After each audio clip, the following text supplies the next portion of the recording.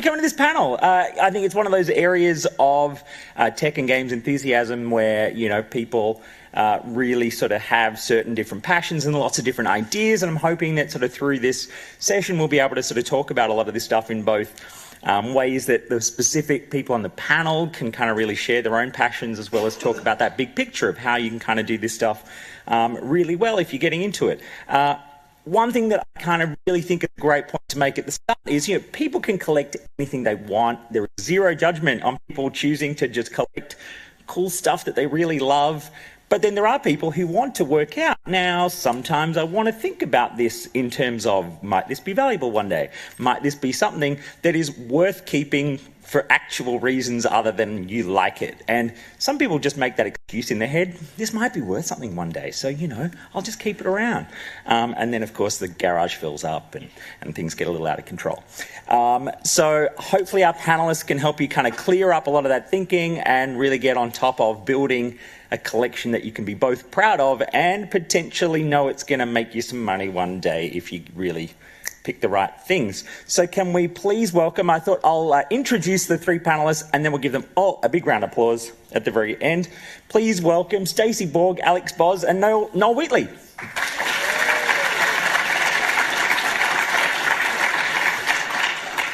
Now I thought a good kind of intro line for this, for each of you, is I think a really sort of simple question on why do you love collecting old games and hardware? And we'll start with you, Stacey. Well, I'm old myself, so it's a good thing. I grew up in the times where there was arcades and things like that all around the place, so I grew up playing video games and pinball machines, just like that. So now, part of a group in Retro, we like to go around and set up retro stuff for people around the country. So yeah, it's just the nostalgia factor mostly. I'm not really a massive collector. I've got a whole variety of things. I haven't got a really focused collection like some of the other guys. But I just like to have a bunch of gear, hardware and software that I can just, you know, we can get out there and show the people off. That's the main thing, having fun with friends and bringing joy to people. Cool. Alex? I was going to say, being an adult is hard. So nostalgia for me, it just takes me back to a time when it was carefree, with friends, having fun, and also the community. I really love the community of collectors, especially for, you know, any sort of games or any sort of hardware or accessories, magazines, whatever people collect. And you always find yourself actually talking more about it than actually playing. Yeah. So, and that's the best part, really. But nostalgia for me is number one. Just takes me back to a great fun time. Cool. Noel? I've got to say for me as well, it's a lot of nostalgia. Growing up in that sort of period, like I was born back in the 70s and in the 80s with the arcades ruled and with the NES and everything coming out in that period. I always sort of loved the games back then, and now I've been collecting for about 20 years now. And I suppose in addition to what both you guys have said, there's also a bit of a historic thing, an educational thing as well. A lot of my friends have kids now, and they'll play on PS4s and Xbox Ones and things like that. But they see like an old NES or a ColecoVision or a television, something like that, and they go, what the hell is that? Yeah. And having those set up for them to show them and understand that where gaming has come from and how it's progressed from its origins through to today is also part of the reason I collect as well. Cool. I always forget to do this. I'm Seamus Byrne. I work for CNET, the big technology news website, and we're part of the same sort of GameSpot family, so that's why I'm involved with this. But I also love old things. I will flag, I still have my original colour computer too from the 1980s, where I kind of first learned some basic coding, and I remember running out of space on data cassettes because I tried to make like this grand opus RPG, text RPG thing, and then, yeah. 64K was never enough. Right. The next big question, I think, if we're going to try to drill into some of these ideas about sort of value in a sense, is, and Alex, I might kind of throw this to you first, is, what do you feel like helps to make a collectible thing have real value in a, I guess, in that sense of, I guess, a lot of people maybe are desiring it and want to get their hands on it, and therefore it becomes something of value. Absolutely. It's the low production runs. So, for instance, Atari Jaguar. Anyone that actually checks out eBay, for instance, for Atari Jaguar software, they'll find that, it's not cheap. So, unfortunately, to actually find that sort of stuff, you're going to have to pay for it. But, Nintendo, Sega are always very, very popular, so you can probably pick those up for a good price. But anything that's a little bit more exotic where it didn't really succeed back in the day. Unfortunately, prices tend to go up, and condition as well. I mean, that's a really interesting point, isn't it? That actually quite often it's things that it wasn't the big hit of the time, was it? Absolutely. Virtual Boy, another example. I mean, people laughed at it back in the 90s, and look at it now. People want one to just get a headache. I don't want to play it, I just want to look at it. Put it on the shelf. How about you, Noel? Any of your sort of thoughts? I know, like, Noel works over at Bethesda as kind of a community manager, but actually, while the other two guys are kind of the retro experts, Noel's just a genuine lover of collecting stuff. So he's kind of more like the rest of us, but he takes it quite I seriously. thought that was my job. I suppose from a collectible sense, like, apart from obviously the rarity factor and being exclusive to different regions, different countries, I suppose also what makes it unique as well. So if you've got something signed by a developer who's, unfortunately passed away, or something that was a prototype, I'm quite fortunate I've got a couple of, well, actually now only one, prototype disc for Resistance Fallen Men. So it's not exactly an old game, but it's still not something you'd have readily available anywhere else. I would say, there's a few obvious things. So you can get the collector's editions, which are supposedly rare, but not always as rare as you'd like them to be. But in my mind, it's going to be something that makes it unique and stand out. So not just a region, but also, potentially something that's been signed, or something that's been hand-delivered from, like, what's we're looking for? So like the Microsoft original Xbox consoles, they had the internal console signed by the team. Few of those ever got out into the market. A couple I have that I've seen, and now in hands of collectors. Those things are ultra rare, like insanely rare, but they're not very common. Obviously, from saying ultra rare. But that sort of thing to me is what makes it really cool and really rare and very, very, very valuable. So how about the question of, like, I guess I think a big part of the rarity issues and things like that is restoration, preservation of old things. I guess, seeing how you talk about these community side of it, like, how important is that? Sort of, Stacey, maybe you can kind of start this one, but how critical is that side of the love of these things and trying to help keep them around, I guess? Yeah, it's pretty important, I think. The good thing about stuff that was made back in the 80s and 90s is it's built super well. So I had Commodore 128 sitting in the cupboard for 20 years. You pull them out, turn them on, and they're fine. It's just the way that they made those things. Like, won't talk about it too much, but the modern consoles have had their fair share of problems in the first couple of years, because the way manufacturing's changed in those times is big. So anything old they're well made, but they still have the opportunity to fail, and finding spare parts is not easy. But being able to keep that stuff in good condition is really important, both by looks and by actually working, because you want to use these things. So definitely, I'm pretty keen on getting my hands dirty and fixing things like joysticks and consoles that are broken. So I've sort of got a bit of a background in electronics and stuff. So. Cool. I'm happy to do that, but it's definitely critical, because they're already rare a lot of the time, and so if they start to fail, then you can't just throw them out. You have to really try to keep them running. So it's definitely an important thing. There's also a cost point too. I mean, normally collecting retro games or consoles can be quite expensive. So if you're able to repair them yourself, you can actually save a bit of cash. Like last year's Megathon Grand Final, that was actually using one of my Super Nintendos. Right. And now the Super Nintendo I found on a throw-out pile in front of somebody's house. Got it home, pulled it apart, cleaned it up, fixed it. So a couple of little a couple of breaks inside, and it's gone from literally going to the tip to now being on stage last year for the Megathon Grand Final, which I thought, it was a bit of a proud moment for me. I've got to be honest. But Have any of you guys worked with any? I know, like, obviously this stuff is even becoming more important to, like, museum collections and things, that they're realising, this is an important part of sort of cultural history as well. So I don't know, have you guys had or been involved with any of those sorts of programs? Not yet. I haven't. We've run a few. We've run a few small museums ourselves, but nothing with the sort of big places yet. But I mean, was Pedro? Did Pedro get involved with when? So there's been some of the people in our groups have sort of done that and done talks and presented some of their really rare items from Nintendo. We also have events like PAX, where we hope, rather than emulate, people can come in and actually have a go on the actual real machines and the real games and see, how they played, and I love seeing people pick up a joystick and one button. What's going on? So, well, some of the stuff we've got in our museum this year is pretty rare as well. I haven't seen any of it. So. I have to say, it blew my mind actually to pop down there the other day and see the endless runner Cannonbolt that had been ported back to Commodore 64. It's down there running, and I double checked looking it up, thinking, has someone done something dodgy here and put something inside this Commodore 64 to make it look like it's no, it's legit. So it's still amazing to see that people even will go back and code for some of this stuff as well. Oh, there's a lot of activity still going on. There are new games coming out or remasters of old games. So there's still an active scene, especially in Europe, I guess. But Actually, last weekend I was up in Brisbane and I met a gentleman who's still writing games for C64, putting them onto the old 5 1/4 inch flop. 5 1/4. I've forgotten that. 5 1/4 inch floppy disks.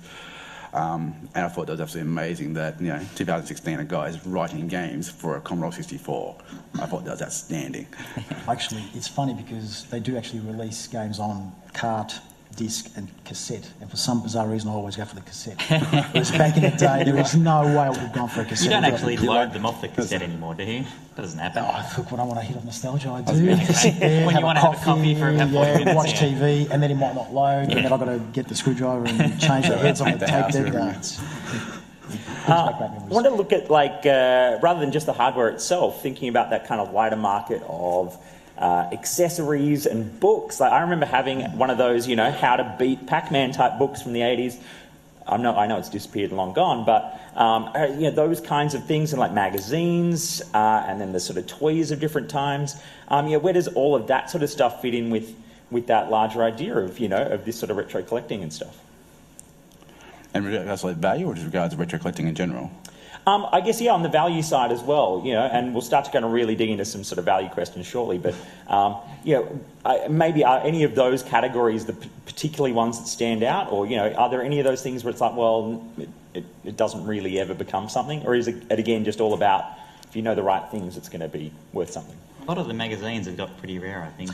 They are, especially the UK ones from the 80s, so like Zap 64, CMVG, your computer, your Commodore, Amiga format. So people would have thrown those out years and years ago. And now you can get them on PDF, but there's nothing, like having an actual magazine in your hands and actually flicking and dog ears and looking at the ads and playing in terms of condition. That's sort of absolutely. So if you can get those magazines in mint condition. Absolutely. And back then you would get a coupon and sent through, and I know Activision had patches, so you'd actually get a patch. Yeah, of course. And the Atari Lynx. Now, for some reason in France, there was a lot of pins made for Amstrad and Atari Lynx, and so if you have a look, they're actually starting to rise up in value. It's funny, I was going to mention the pins actually, because I'm looking on eBay recently at the pins and patches, and they just seem to get more and more expensive. And I was never into those things, but oh my god, it's just consuming my time now. And I blame this guy here. So on the magazines too, it's also those milestone issues too, issue 1, 50, 100, stuff like that. Even stuff like comics, I guess. Exactly, also the US versions like Nintendo Power and stuff like that as well. Absolutely. You see those it could be $1 a piece. Then you get that sort of milestone edition, and it's $20, $30 sort of thing. It's wow. You won't be getting a house deposit with any of these things, but oh, no. It's a good fun. Yeah. Now, here's kind of where I want to start digging into, some of your secrets we'll share with the room, and therefore make it harder for you to track things down in future. But, where do you go hunting for hidden gems? Or I guess maybe it's the two sides. Where's the really easy starting place for people who maybe are just starting to kind of think about where you go? And then where is some of those clever places that you then go digging? To the obvious one. Starting out, obviously the easiest one is eBay, where that's also probably the evilest one as well, because you can find occasional diamonds in the rough that have been either mislisted or people aren't trying to flog them for an astronomical price. So you can get your rare gem on there occasionally for a good price. Otherwise, for myself personally, it's a matter of going around to the markets and garage sales and things like that. But the problem is you get a lot of resellers and other people out there now doing the same thing. So unless you're up literally at the crack of dawn and down to the markets or going the garage sale routes around where you live, it becomes quite hard. The one little rare gem that I've got that I will share, because actually, who's from Sydney? Damn it. Bugger. All right, I retract now, I'm finished. No, is like going to like the op shops and things like that, and you occasionally like dig through. It's funny, like cassette bins. Like you'll see people have cassettes in there. They'll be like just randomly thrown in there. I found like a bunch of Commodore 64 cassettes in there, and Amstrad's CPC cassettes in those as well. Even old CDs, you find like the occasional random game disc just stuffed on a shelf full of like your classic, lovely great 80s and 70s, rock, like 90s hits. And you find I found a Sega CD, and I found actually what was that one? That was Road Rash Sega CD, and I can't think of the one now I found recently. A 3DO disc for Need for Speed. So I was quite happy with that. Sorry. Yeah. That's all right. I'll go next. Yeah, go. Gumtree is an obvious one, especially the freebies. You'd be surprised how many people actually give away stuff on Gumtree. So just make sure you do your local area and put in about 25k radius, and you'll pick up all sorts of stuff. Look, markets as well. Mill markets in Geelong or Newtown, I think, or Newton is a great one. I don't know if you guys have actually been there. Some prices are a little bit high, but if you actually have a look, they do have some reasonably good things there. Ace Comics in the city on Queen Street upstairs. I've actually got retro stuff up there. I see people nodding, so that's good. What else? Op shops, hard waste collections, guys. So when you're driving, please take care when you're driving, but when you see a hard waste, pull over and have a good look. And hopefully, if it hasn't rained, you'll be able to pick something up. Be careful turning things on after. Look, I actually found a Dreamcast kiosk. Oh, wow. On the side of the road, right? And I actually did a double take. I was driving down a mountain, I was down the road in Moonee Ponds, and there it was, just sitting there. And I thought, no. Drove around, came back, and I had my dad in my car.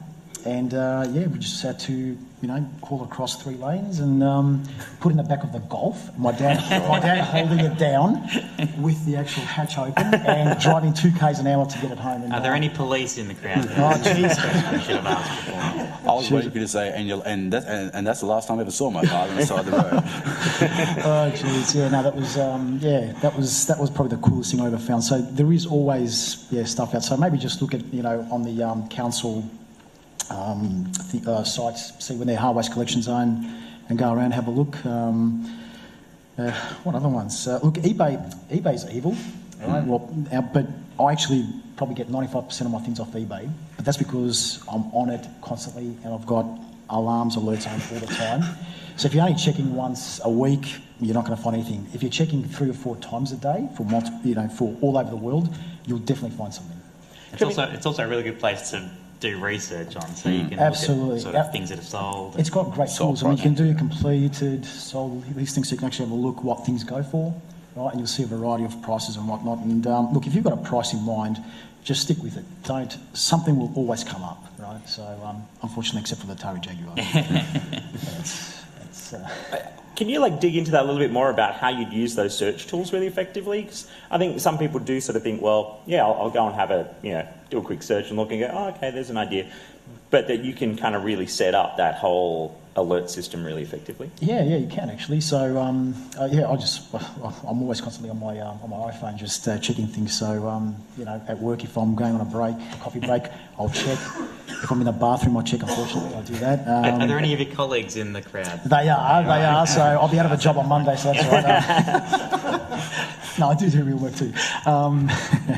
Look, it's actually quite cool to see when you actually do worldwide search. You see the actual price variation across from Europe, US, and obviously Australia, and it's usually the shipping that kills it. So always consider shipping as part of the cost of your item. Absolutely.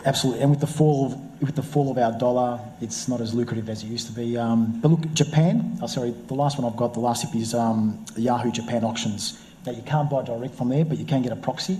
Yep. And you'll be able to pick up some really great items. And the Japanese, the way they list their items, it's amazing. They say, it's graded as a C, but it's absolutely premium condition. So. I've bought things that have been labelled junk, and they're better than anything. It's like, might as well come in brand new in the box. It's ridiculous. You haven't told us any of your. I haven't told. These guys have gone through pretty much everything.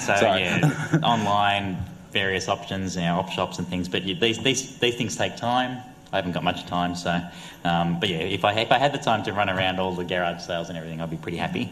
One other thing, I guess, is markets and fairs. Sometimes they've got things for sale. So, I was lucky we went to like an Easter fair out in the sticks, and I found a couple of sort of Tommy handheld. And just like $5-10 each, and the box and everything. So that was that Homer moment of like, okay, it's like, it's like, how much are these? $10. Stop. Pretty much so. So just keep your eyes open everywhere. Wherever there's things for sale, there could be retro games for sale. So you just got to keep your eyes open and do your research and know what you want is a good start. I don't do that, so I just get whatever's available. But if you have a good idea of what you want, you're probably better off. So I'm guessing you guys might have this as well, but also your friends are a great source for things like that. Yeah. Like if they're out somewhere, I will get messages on weekends and even during the week occasionally from friends. Go, I spotted this. Would you like it? Send me a photo, and it's just like. It's like a repro console. No, I'm fine with that, thank you. But occasionally I've seen people send me actually a little while ago, a friend of mine sent me a photo of a box with a PlayStation 2, and I went, this is the PS2. I opened it up, and there's like 20 games inside the box, and I wanted $20 for it. I went, yes, please, that'd be fantastic, thank you. So, yes. Sorry. Oh, no, you're right, There was two more I actually just thought of. Aussie Arcade as well, and also Facebook groups. There's a lot of close Facebook groups that people get chuck photos up there and people just negotiate from there. So if you don't want to hit up eBay, which is fair enough, they're also a valuable resource if you want to stick to local as well. Yeah, that's a good one actually. My wife works in the antiques industry, which is part of where my sort of interest in having this sort of panel came from. Was she's always watching. A lot, and Facebook groups has become a really big thing. But now and then, she sort of goes, "Is this thing interesting?" She'll show me if she's got some random tech thing. And quite often, it's just somebody getting rid of their old Skylanders collection. Everybody seems to be getting rid of them. That said, maybe they'll become worth something. So maybe let's have a think about some of the newer things. Based on all your knowledge about collecting older stuff, now when people are just buying really cool newer things, what are some of the things you feel like are hallmarks that will help to have something become actually, worth something in the future? The NES Classic Mini, which is already sold out. So I guarantee they'll be on eBay going at probably 4 times the price that they would have been at eBay games. So, sorry? Well, there we go. Wow. Yeah. So, that one's a classic straight away. Sorry, who's actually pre-ordered one of those, by the way? There we go. All right, you sweet. can There you go. make a lot of money for yourself. He's on your stout, so I'm willing to pay anything. Anything from Nintendo that's got Zelda or Pokemon on it, they do quite well too. So you got a 3DS there with Zelda 3DS? Yeah, I was going to say I got my. I did get that one. Yes, there we go. So I should stop playing it? Yeah, probably. Put it in isolation. You've kept the box and you got the styrofoam or the plastic things that they come in differently. Probably not. You monster. No. I reckon it's pretty hard. Like we can all say that this is going to be expensive, but who knows? If we really knew, we'd be swimming around in Scrooge McDuck style money bins. So we don't really know, but we know. I think here's like a good example right now that's that came up recently. Sort of there was the whole like the Disney Infinity sort of games line, and then they kind of pulled the plug recently, and now there's sort of lots of these figures sitting unloved on store shelves, but they're kind of cool. I know some people have, they've loved to build out those collections. I mentioned kind of Skylanders before. Everyone's sort of tipping them at the moment, it seems, because they're deciding they've had enough of it. But then, did those sorts of things, do you think, have that potential where because something actually on that Disney side got abandoned as a product line and people went, oh, well, no point keeping these, that they do then get that rarity because people threw them all away? I wouldn't be surprised if in 10 years or something they come back and people have got the box still. Because they've got that license behind them. So, all the Avengers and Star Wars stuff is there. I was about to say, do they add into them the Star Wars and all the other collectors as well? Yeah. But, a lot of people will be thinking that, so probably a lot of people will be keeping these $4 or $5 things they've bought from Kmart or whatever. So it all depends. It's a market like any other. It's rarity and quality. These things all come into it, and you need people to want to buy them. Until that happens, until those three things come together, the money isn't there. Yeah. So. And the fourth one is time, I suppose, too, on that, because like you could say it's like exclusive now, but wait 20 years, Yeah. and it might be like every other person in a box version has been torn open by their child or damaged or whatever like that. And you've got that one pristine, mass-produced Skylands figure. Just use the Skylands example.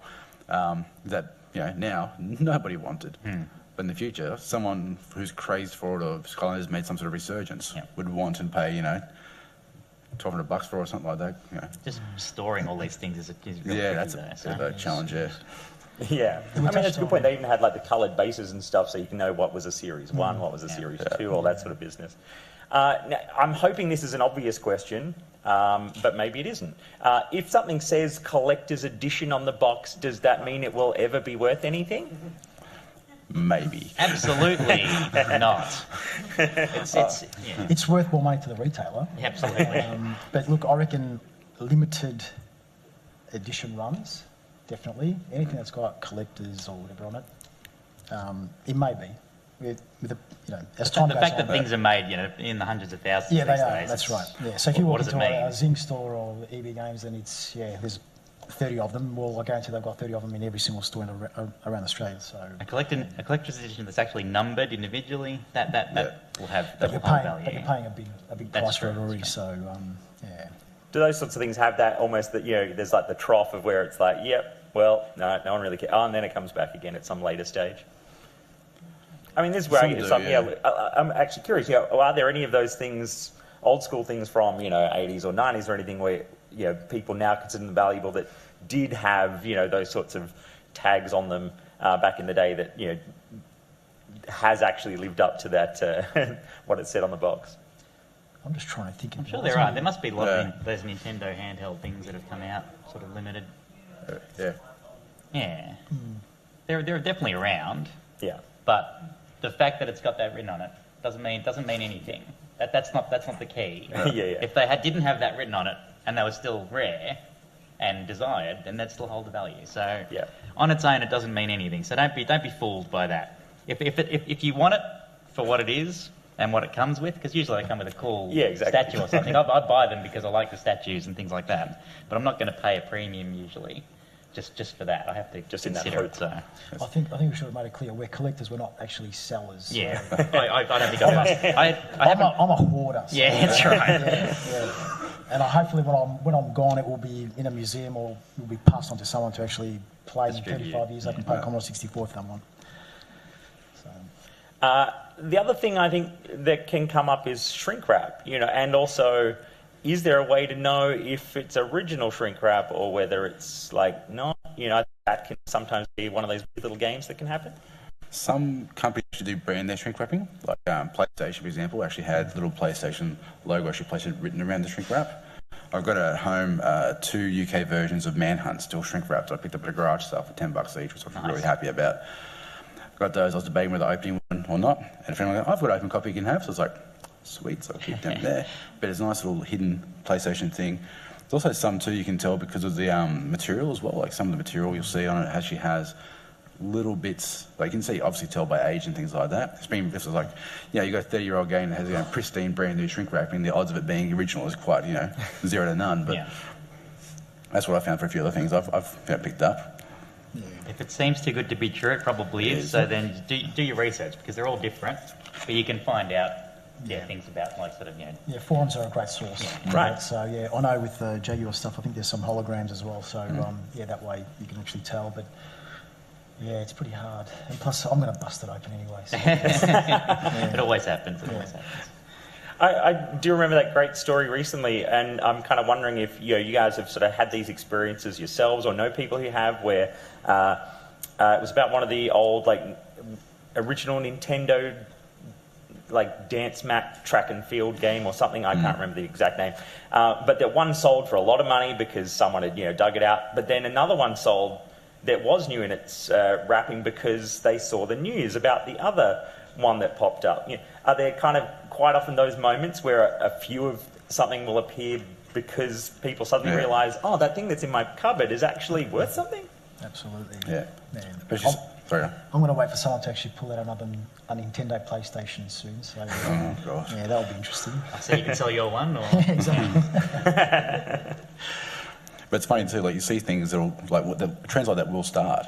Like you'll see one person, like either like a news article about a certain game or a certain era or something like that, and suddenly people, I've got one of those, that must be valuable now. And then one goes out, like when Pokemon Go, was mental, and other people are still playing it, and I will confess I'm still playing it too, don't judge. But when that came out, I saw articles on various websites saying how much value was now in the original card sets and things like that. Cards were going for $1,000, and saying, if you're going to sell them now. And suddenly all these Pokemon cards or Pokemon games and everything related to Pokemon is just going up exponentially. Yeah, flooding the market and going up exponentially in value. See like people just listing it everywhere. I saw the Pokemon Game Boys, the yellow ones. I saw those sitting on eBay for ages at like, $50-something. The second Pokemon Go took off and had that impact on it, $150, $200, $199. Everybody was listening and going, there is no way. No. But yeah, it does have the impact, unfortunately. I'm not sure. It's human nature, isn't it? You see an opportunity and you try to cash in. That's just the way it is. And don't get mad. I see people getting really ticked off when things skyrocket, and look, just don't worry about it. Something else will always come up. So, I mean, I know I really, really want things, but, they skyrocket in price. I just think, you know what, just move on. Yeah. Collecting is definitely playing the long game. Yeah. It is, yeah, absolutely. Now, we kind of touched on this a little bit earlier, but I'm wondering, and also just flag, we'll do some questions shortly. So we'll do them based on the two microphones that are up the front. So in about sort of probably 5 minutes, I'll open it up to anybody who has questions. So keep that in mind. And the traditional situation is that everybody's quite shy when we first open up the questions, and then there's about 8 people who miss out at the end. So don't be one of those people, be one of the first people. Anyway, we touched on kind of values changing worldwide, and I'm kind of curious, what is it about sort of that works? Is it that the kind of internal markets inside a country are actually kind of the most important element of value, or are there certain things here in Australia that people really kind of love and chase, and then in other countries they kind of love and chase different types of things? Or is it even just where you'll find certain things? Absolutely. Nintendo was huge in the US, so Nintendo always goes for a high price in the US. Sega does not. Right. So Master System didn't take off at all in the US, so you can definitely pick up some cheap games from there, which, well, you probably won't. You probably won't want to get the NTSC ones anyway, but in Australia, what I found is the Atari Lynx is actually at a very, very reasonable price. So there's a tip, collect for the Atari Lynx, and because they're very expensive in the US and very expensive in Europe. So, and they're actually willing to pay for the shipping from here because it still ends up being cheaper for them from buying it from here. So I just hope there's still Atari Lynx stuff. It's got a lot to do with what was released there, what took off there. Yeah, absolutely. So and for some reason I've been keeping an eye specifically on that particular system, and it's just funny that I always see it coming up on eBay or Gumtree, and they always go for a very, very reasonable price. So the original or the Atari Lynx 2, either one. But I just hope they don't start skyrocketing. But yeah, look, it's been at least 2-3 years where the price has just been really, really flat, and the games are available. You can pick up games for $10. I went to the Carrara markets up in Queensland, and I saw a swag of Atari Lynx games for $10 each. So I thought, well, that's a pretty good price, because I know in the US they go for 40. Yeah, right. So and that's US 40. Any others? Any thoughts on that kind of international side of things? I suppose when it's a region-exclusive console, like things like the, I think it's called the Casio Loopy, which is a console. That was a console, I think it was in Japan, designed purely for ladies or for girls. Like one of those ladies' big pens. Yeah, it was one of those things. It was a Japanese exclusive. I've managed to get one recently over here because I found one insanely cheap. Actually had a little printing on the front, so you print out these stickers because apparently that's what girls enjoy playing and things like that and having. I'm not saying that just by the way, I'm just saying that's what the thought process was apparently. But it's one of those things where I got it quite cheaply, and I showed it to a collector friend of mine who straight away offered me triple what I paid for it because he'd been after one and he'd missed a listing about it. So I got it all up with shipping, $50. That's pretty good. And I was really happy about that, in the box and everything. And it was just, it's not one I'd seen before, and I had to sort of do a bit of research when I'd seen it. I was like, what's this? And going through and trying to find what it was and the history of it, I was like, oh, okay, that's actually quite a unique console we never had in Australia, so I got that. Actually, it leads back to the point you were saying before, Alex, too, about doing your research. you might see something completely random, like an apple pippin. If you saw an apple pippin out in the wild, you may not see what you might not recognise what it was, but they're super hard to get a hold of. So yeah, and they weren't. Were they Australian? I don't think they were Australian release, were they? No, Apple walked away from it Yeah. a long time ago. But when someone actually says, "Oh, I found this for," like you said, the loopy, Yeah. $50, the first question I always ask is how long. I mean, you might have been lucky and found it straight away, but I don't know when people actually tell me that. I say, "Well, how long were you actually looking for?" And then you find out 2, 3, 4 years. And it's like, well, exactly what I said at the start is that you've got to be patient and you've got to just keep on looking, be vigilant about your searches and your research. If it helps, I may have been looking for 3 years. I found it in 3 hours. I think you would have been dark. Yeah, just a little bit pissed off. Just one of these weird little pro tip things about searching. I'm curious if you guys use it. I know that it comes up a bit in, sort of other antiques industries and things. Do you ever do typo searching on some of those listings? Yeah, Definitely, yes. My favourite is Nintendo. So, just type in. But now actually eBay smartened up. They've got some sort of algorithm. So it's like, damn it. So too smart. It's hard to find this It's hard these to days. find. So you've got to really misspell something. But still, Gumtree doesn't have that, does it? Oh yeah, you're right. Yeah. Saga still works for Sega occasionally as well. Okay. On eBay occasionally. Now, again, I know you've kind of said, you're mostly collectors, not sellers, but I guess if someone feels like they've got something that they're curious about, hey, maybe I should sell this. How would somebody try to get that sense of, well, what is the market willing to pay for this thing? eBay is eBay, but sold. completed listings, sold listings. listings. So if anything Doesn't comes matter up what it's red, listed for. right, it means it didn't sell. If it's green, then market, put in a spreadsheet, right? I think eBay keeps data for a few months, so you can actually track it, and then you go for an average price or whatever that may be. But people do think that they can buy something for $5, look it up on eBay, it says 2,000 and sell it. Well, they probably won't, and you'll probably see that particular listing come up over and over and over again, and it doesn't sell. It doesn't sell because there's no market for it. No one's willing to pay that much. So completed, sold listings, what you actually check for on eBay. Cool, good point. Unfortunately, resellers will always check the eBay listing for the listed price and the highest possible listed price, and they'll put that, $10 Mario Kart, NES cart. It's super rare, $2,000. No, thank you. And if you ask actually on a forum, someone might actually label you if you don't know. So do your own research. Definitely. It should be okay. Definitely. I remember once eBay was having one of their sales, and they were selling these Dragon Age Inquisition collectors things. And so I checked on eBay just to see what their value was. $90, I think they were selling them for. And in America, they were buying just the tarot cards out of that set for like $250. So I said, I'll buy a couple of those. And I literally sold just the tarot cards for $250 US each. Wow. And I was like, okay, good. So wasn't really a reseller thing because it was a new item. But they must have not had that available to them. So. Yeah. I mean, that's a good point, that even on some of those new things, again, just the way that those sets can be distributed on that global level. Because there was no way I would send the whole thing. Like, if that was it, I had to send, I was like, forget about it. But just the pack of cards, no problem. I always find I live in a country town in New South Wales, and going to the local EB, if there is some launch of something where I know that up in the city, it's like all my friends are like, I couldn't get my pre-order, and it's like, I'll just go to my local one. There's not as many people.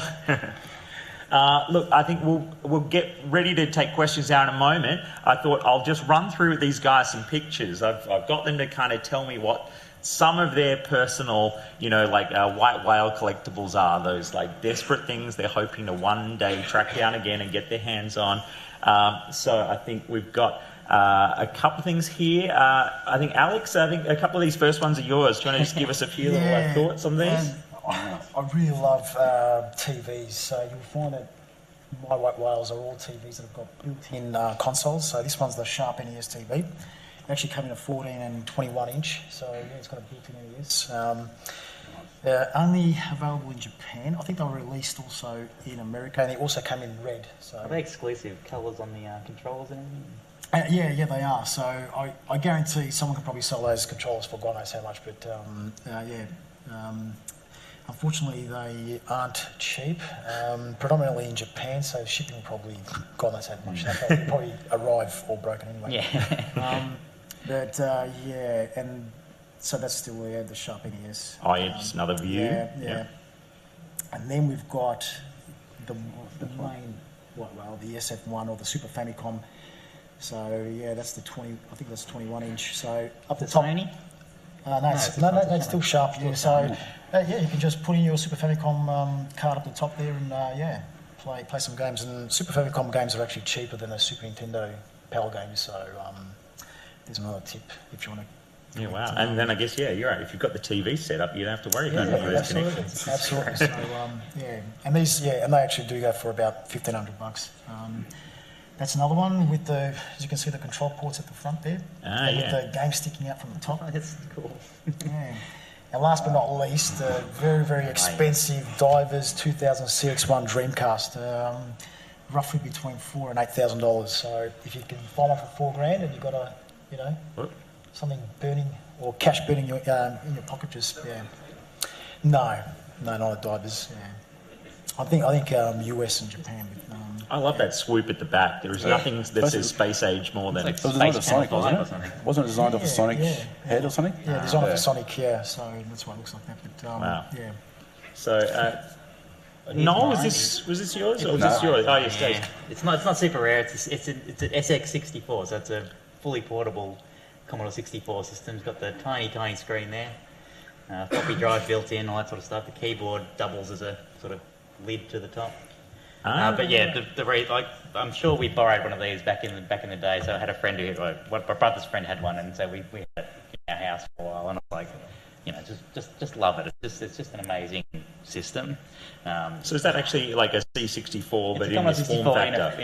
So it's probably weighs about 20 kilos, so portable. But I've got a Commodore 128D, which is also portable to carry this. But if you have both of those, it's both computer system and a weight workout. So, but yeah, it's a pretty cool item. And yes, I'm a bit of a pinball head, so if I'm looking to get a pinball, and this is my favourite, the Scared Stiff, the Elvira theming. One of my favourites from back in the day. So they're around, but they're pretty rare. So one day I'll find one. And you say, I think when you first mentioned this one, you're saying that like conditioners are kind of a big issue. Definitely, because a lot of the pinballs, if they don't work, they're not great, but they're definitely repairable. Some of the plastics and stuff are hard to reproduce, like the snake. Yeah, right. But these days with 3D printing and stuff, it's getting a bit easier to do that. So, really, just amazing system. So, all right. This was mine. This is actually the very first computer I ever had as a child, a Tandy VZ300. I loved this thing. It was the most amazing thing to me when I was a kid. I've been trying to find one for a couple of years now. If anyone has one in their cupboard, please let me know. Come find me after the show. Rephrase. Someone who wants to get rid of it. Yeah, someone willing to sell. Yeah, exactly. At a reasonable price. I love this thing. It was the first PC I ever got to play with, really. It's the first real venture into home gaming. Everything to that point was all arcades for me. And so I've got a real... It's not worth tons, but it's hard to find. Hard to find working. And it's got a real sort of nostalgia hit for me, which is why I'm chasing one of those. This thing has been my white whale for quite some time now. The Steel Battalion controller set for the Xbox. I've come across a couple of these a few times. I know some people in the room have them. Not that I'm glaring at them. I've wanted one of these for ages. I played the game once, actually. I can't remember where it was. It was like a demo day or something like that, where they had it up in Sydney. I played it, instantly fell in love because I just loved doing the old Mech Warrior things. They had Time Zone, the full capsule stuff where you sit in there and do the full controls. This, to me, was like one of the most phenomenal control systems. I've always wanted one, but it's always eluded me. Every time I've seen them, they've been listed for an insane price. So I'm hoping against hope one day I'll find one at a reasonable price, or maybe when I go overseas I'll find one that's, fairly reasonable, that can somehow fit into a suitcase, but it's a big box. Gigantic. It'll fit into a shipping container. I'll sleep everything else I own behind, just bring that one thing back. But that's definitely one of my probably biggest white whales I'd love to get my hands on, to be honest. Cool. So look, I think we'll take some questions now if people want to desperately rush up quickly to make sure they don't miss out. We'll do a quick thank you to guys. We'll start over here on the left. G'day. So I'll just yell.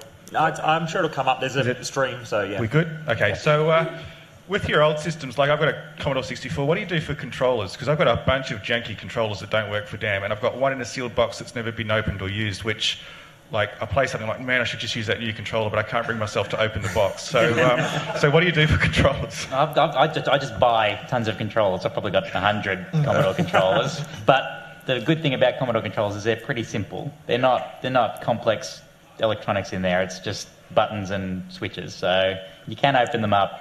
If you know someone who does some soldering, you can fix them pretty well. So you can get replacement switches. But most of the time it's just connection. So like the cable and the internal soldering. So they're pretty relatively easy to fix. I was going to say, which particular stick is it? Is it like in the box? Those brown? No, it's not the original Commodore one. It was marketed as a Pro stick. You know, it's like you hold it from the base. Competition Pro. It's got a little trigger. Oh yeah.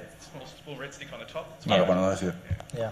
Speed stick. Yeah, speed stick. Yeah. I was going to say Definitely worth repairing. They're an excellent stick. They are excellent sticks. That's the box one. So. All right. Nice. Okay. I was going to say too, never throw out your old controls because they're great for spare parts if you ever do come across that thing as well. So Cables and exactly right. Cool, over here. Do you actually ever sell anything? Or even though we talk about value, I never sold anything from my collection. I've never actually technically sold anything from my collection, but I have traded off doubles and triples to other collectors as well. So they've had something that I've wanted, or something they've wanted. So I've literally done that sort of barter system.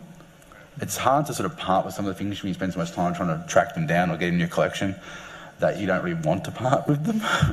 But you will for another collector or someone who really wants it or really sort of is keen for it, but I've never personally sold anything. I think collectors by nature are hoarders as well. Like a lot of the time, they just want to get stuff and get more stuff and then some more stuff. So, but it does, you know, if the deal comes up that you can't resist, then you will sell. So, How much storage space do you guys actually have? not enough. Yeah. That's the answer to that. We built a room in our roof for extra storage. Right. I've built a room in my garage to sort of keep my stuff in now. So, it's always at a premium.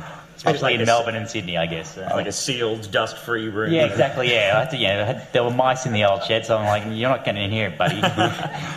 I'm like, I've got a very understanding wife. I've got a full room for myself, and now I call it my home office as well. There's now like 4 walls full of shelves and a stack. Literally, like I've got a Voltron figurine which sits about an inch from the roof, just so everything's stacked up everywhere. So.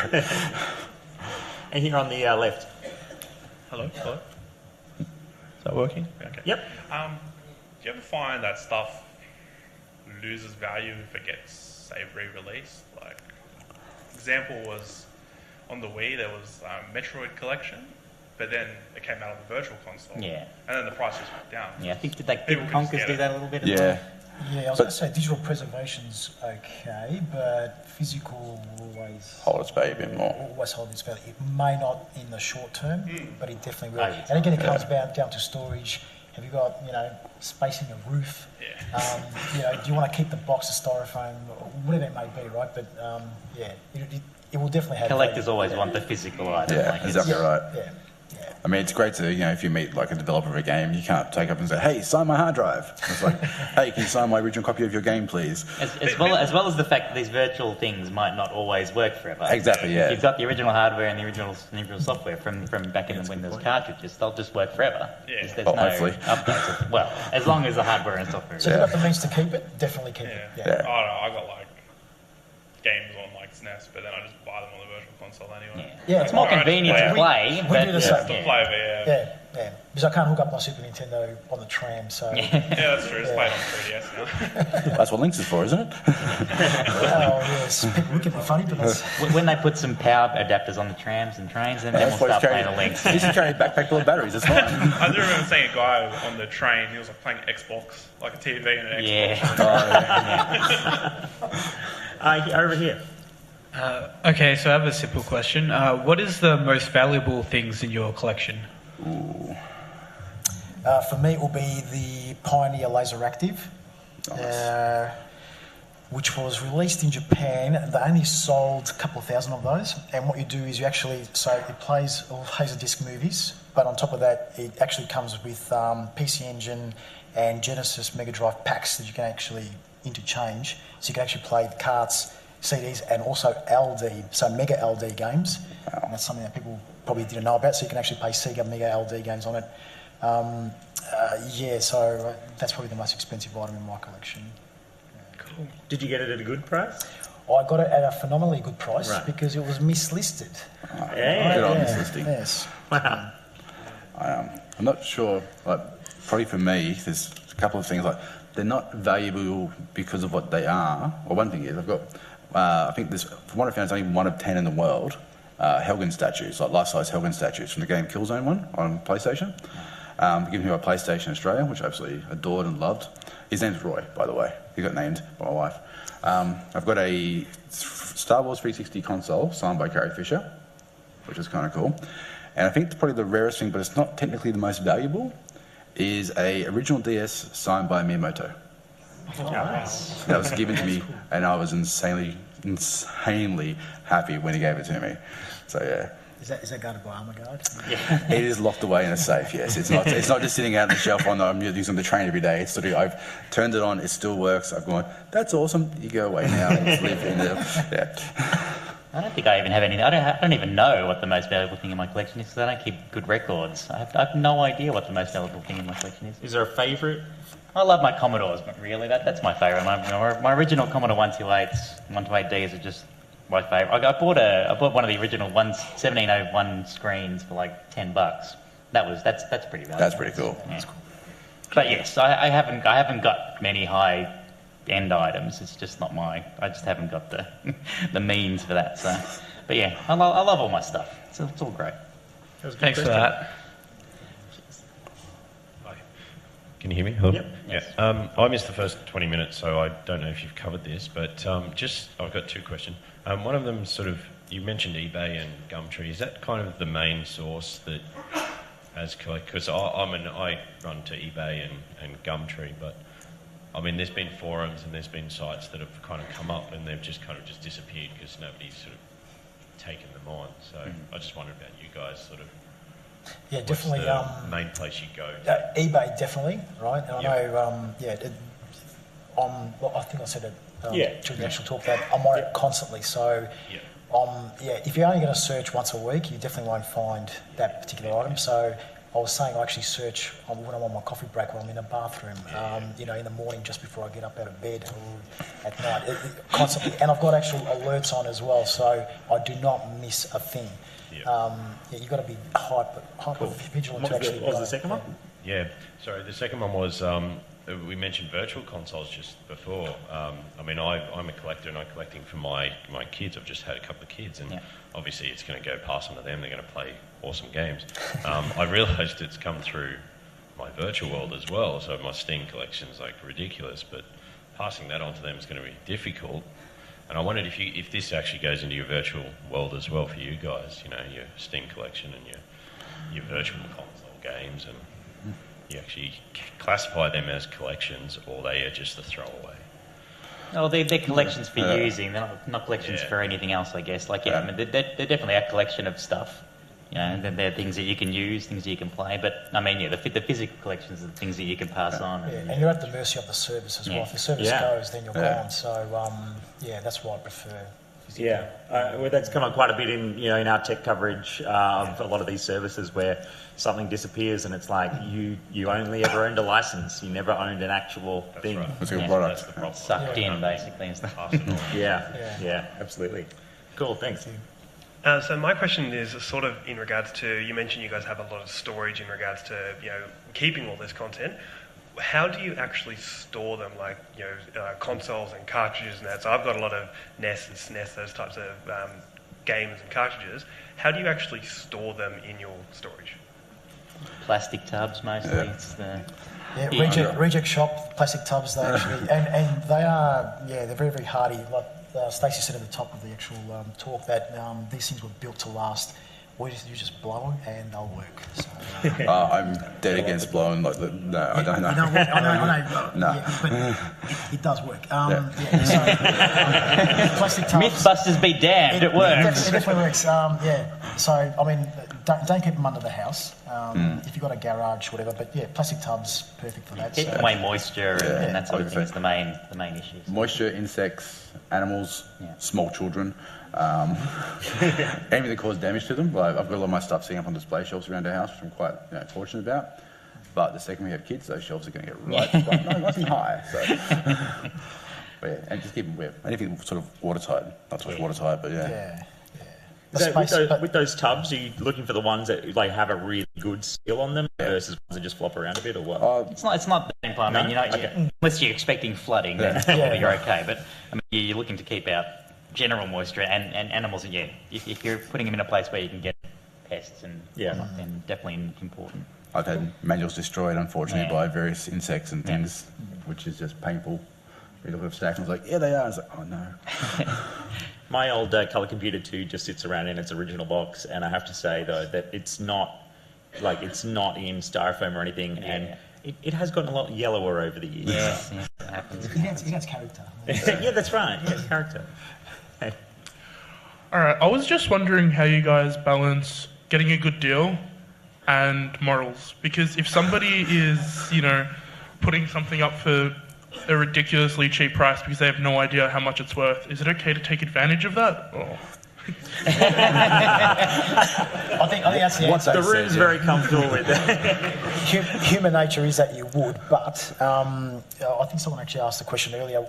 We tend to sort of barter with other collectors, so that way we're not going to, we do know that something's worth X amount, but and if someone does not know that, it's actually better to be honest about it. But yeah, look, if you see something on eBay and it's actually that cheap, I mean, just go for it. Go for it.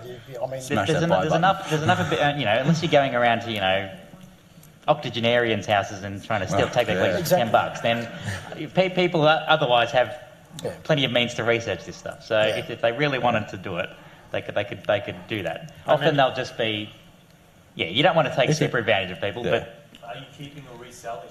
That's important. And don't feel bad if you do find something genuinely that's for $5 and then it ends up being 100. And if someone's willing to pay for it, by all means.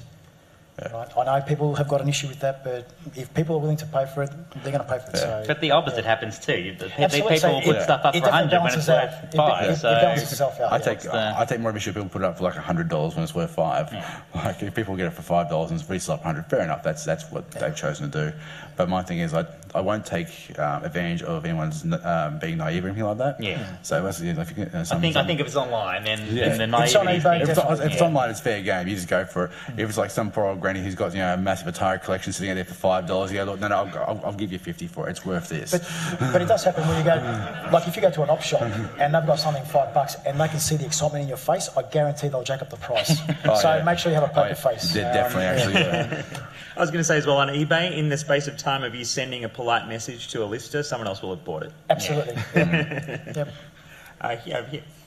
I've got a question on collecting magnetic media that's, I have a fear of it, as we all know, it degrades over time, and a fear of collecting that. And, for example, I bought a pack of Commodore 64 tapes that smell a bit dubious, musty-wise. So what's your advice sort of around that? Oh, that's a great question. My feeling on this is that it's good to have the originals, but I don't like to play the originals. Yeah. So there's a lot of ways to play the games by SD card and things like that, new technology. I'd much prefer to have the original and use that technology, because that's the part of those systems that's much hardest to keep in good condition. Like the hardware runs properly, but the drives and things can be a bit tricky, and they can chew up old media. So tapes are tricky. But I know with the floppy disks, I don't know why I did this when I was a kid, but when I used to buy singles CDs from JB, I would actually get the plastic insert and put my floppy disk in there, so they all work perfectly fine. So I must have had foresight there. I was going to say, you're a very smart man. I don't think they degrade as badly as tapes. Yeah, definitely. The unfortunate thing is with those, though, they can actually they can fail. I recently was playing one of my favourite games on the Commodore 64 was Hillsfar, Adventure and Dragons. Yeah, loved that game. Played it probably a couple months ago. Anyway, went to play it again just a couple of weeks ago, and Nothing. Nothing. Yeah. Disc is dead. It's completely It can gone. sometimes be the drive as well as... No, I tried. I've got 3 different drives. I tried. Trust me, I went for... I put 2 different Commodores, 3 different drives. Not as effective with discs blowing up. But yeah, it can definitely be a challenge. Just got to make sure you store them in a place where it's going to keep them at a reasonable temperature. The other thing too I found with tapes is a little bit of the stuff that they keep them away from moisture. I found a bunch of tapes I've kept in storage for years, and they did get the box got a bit moist, and it's just mould on the cassette, and they're literally they're useless now. Apart from showpieces, that's it. So I just say try and store them as best you possibly can to keep them especially the discs. Do you store them flat or up? That's the question. Up. You store them up, right? But if you're actually buying tapes, there's nothing more unfortunate when you bust open that box and you can smell smoke or mould, and it's like, oh dear. And unfortunately, people don't list that, so you're taking a risk. Gamble. Cool, thank you. I think we will manage to sneak in these last 2 questions. So yeah, first up.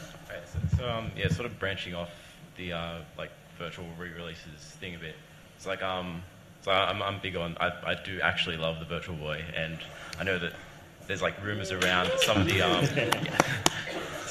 sort of unicorn unreleased games someone does have a copy of them but refuses to dump them and release them to the community because they want to retain that value. And I guess what your guys' thoughts are on keeping stuff for yourself versus sharing it. Absolutely sharing. Absolutely sharing. It drives me nuts when people do that, because you want to preserve your stuff for people to play in decades to come, right? So someone actually asked a question earlier where they're passing their stuff on to their kids. That's exactly why everyone's doing it. You want to preserve things so they can actually be played on the original hardware that was on. I mean, digital preservation is great, but nothing beats actually, blowing on a card or whatever it may be, chucking it in and up she comes and you play. And if something happens to that in the meantime, then we're going to lose it forever. So exactly. It's part of history, man. It's part of the culture we all love. I mean, we all love video games, we all love retro gaming. So if that's then lost from history because one person was greedy about it, and you wouldn't imagine you'd lose too much value on the original anyway. If it's there, I don't understand why people will do that, but there are people that do that, unfortunately. So Cool. Money. So one last question, we'll sneak in. I'll try and keep it quick.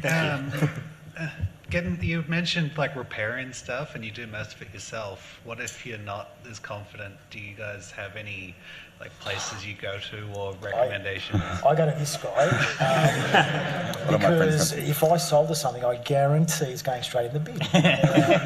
No, I'm absolutely hopeless. But there are definitely places around still that do that. I mean, General Electronics hasn't changed too much in the last 20, 30 years. So anyone that's doing that sort of work still, you'll be able to get that done. Any sort of TV repair places and things like that. Is there a way to learn? As in, the only way to learn is it TAFE or something? You can do that. I mean, I haven't got any formal learning in it, but I sort of did a lot of scientific research and stuff, so I was sort of tinkering around with things. And my way is just to tinker around with things. Look online, because often problems that are relatively common have solutions. So you've got a bit of just practicing with a soldering iron is important. So on stuff that's not valuable. Once you got some confidence, then you can do that. But there are definitely places around because it's important. And there are guys on forums that actually do say that they can actually fix things. So. And also, if you check on YouTube, there's a lot of video tutorials these days as well. A lot of research for forums groups, so people had similar issues. I can tell you almost step-by-step guides on how to fix it. But I'm self-taught as well, with all sort of stuff, and it's just one of those things. I may have destroyed more stuff than I fixed to begin with, but now it's sort of handy to have. But I learned through a lot of guys going and asking them, so how do I do this, how do I do that, going on the old school forums, and before we had YouTube was even around, asking old ex-repairmen how they fix stuff, and digging out old manuals from people who had from old Ataris and things like that to work out stuff. And just as I was saying, just research and practice. Cool. Look, hopefully you've gotten a few useful tips in your own sort of efforts ahead of you in collecting. Can we please give a very big thank you to the panel, Stacey, Alex and Noel.